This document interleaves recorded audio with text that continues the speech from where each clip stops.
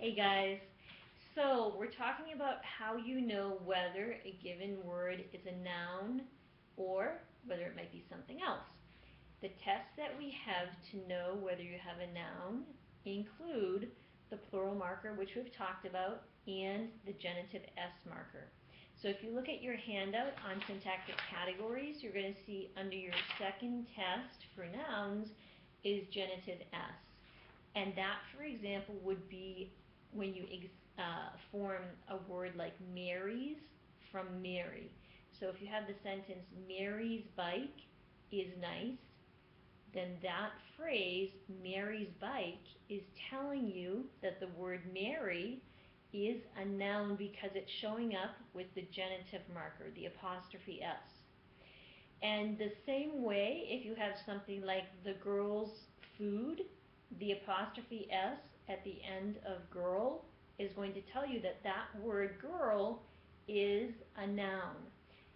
So, notice that although we sometimes call this the possessive marker in English, we're calling it the genitive marker here because genitive S can indicate many different meanings. So, for example, when you say the dog's food, it probably means the food that belongs to the dog, so it's ownership. But if you have something like the dog's doctor,